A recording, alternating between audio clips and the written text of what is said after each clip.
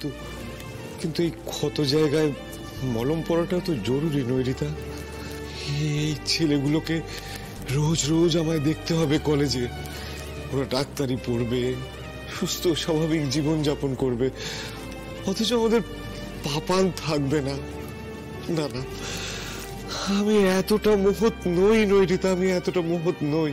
জীবন অত সরল রেখায় চলে না, হিসাব মেনে চলে। সবকিছুর হিসেব হয় সুদর্শন, সবকিছুর হিসেব হয়।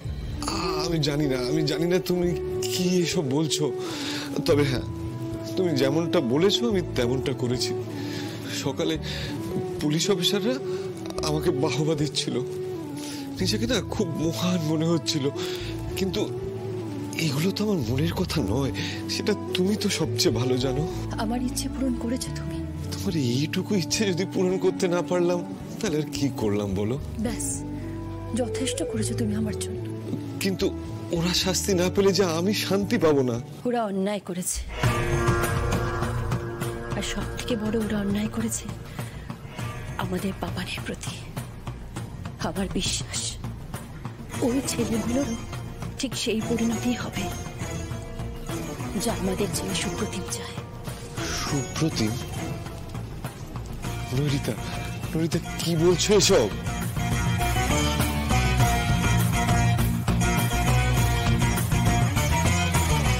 আপনি চোখটা বন্ধ করে ঘুমিয়ে পড়ুন তো।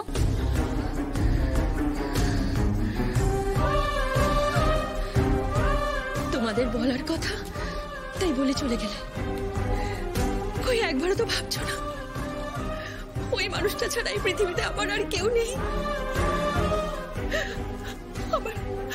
আমার ছেলেটাও তো চলে গেল, এখন তো আমাকে ওই মানুষটাকে নিয়ে বাঁচতে হবে। আর ওনার যদি কিছু হয় তাহলে আমার এই পৃথিবীতে বেঁচে থাকার তো কোনো মানেই থাকে না। তুমি থাকবে নৈরিতা, তুমি থাকবে, তুমি থাকবে, আমিও থাকবো। আমাদের যে এখনো অনেক অনেক কিছু দেখার বাকি, অনেক কিছু দেখতে হবে। তুমি কোথায় চলে গেছিলে? আমাকে কিছু না বলে তুমি ভোরবেলা কোথায় চলে গেছিলে বলো তো? আমি চিন্তা করছিলাম। তুমি এবার শান্তিতে একটু ঘুমাও, একটু শান্তিতে ঘুমাও। তোমার ছেলেকে যারা শেষ করেছিল তাদের মধ্যে একজন আজকে শেষ হয়ে গেছে, শেষ। তাই বলছি তুমি এবার নিশ্চিন্তে ঘুমাও, নিশ্চিন্তে ঘুমাও একটু। তখন বিশ্বাস করতাম না জানো, বড্ড বেশি বিজ্ঞান চর্চা করেছি তো। এখন বুঝতে পারছি তখন খুব বোকা ছিলাম, খুব গোড়া ছিলাম, বলতে পারো অন্ধবিশ্বাসী। এসব তুমি কি বলছো? কর্মফল, কর্মফল নৈরিতা। যে যেমন কর্ম করবে তাকে তেমন ফল ভোগ করতে হবে।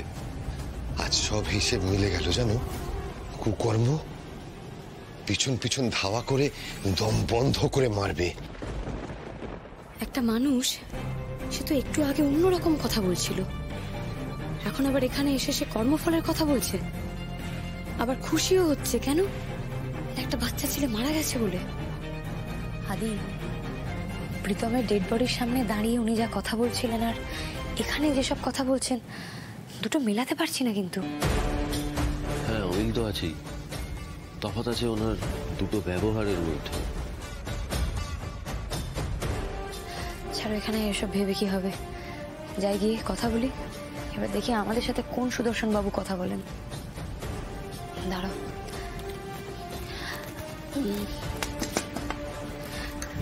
স্যার।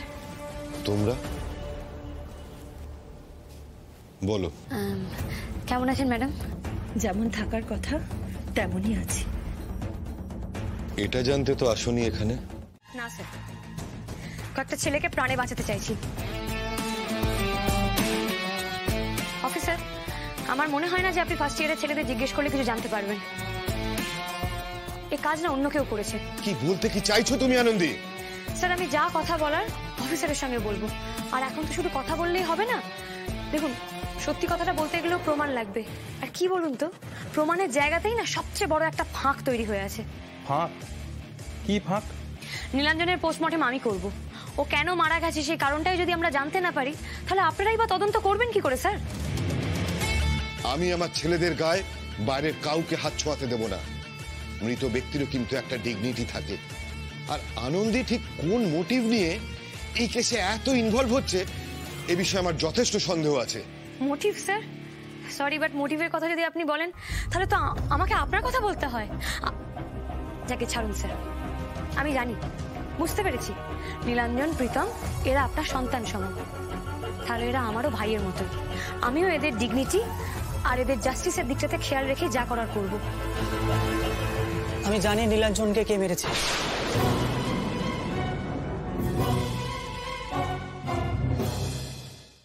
কে মেরেছে টিটো?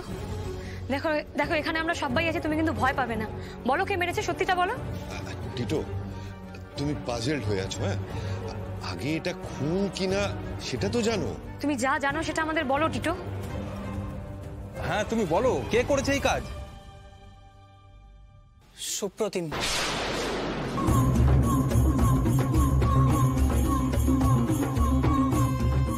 সুপ্রতিম এসেছিল। দেখো টিটো, তুমি তো যথেষ্ট ভয় পেয়ে আছো। ঠিক আছে, তুমি আগে একটু শান্ত হও। সুপ্রতিম আর নেই, ও কি করে আসবে?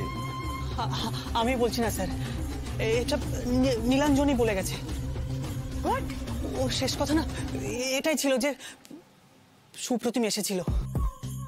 নীলাঞ্জন এটা এটা বলেই না ও পড়ে গেল। আশ্চর্য।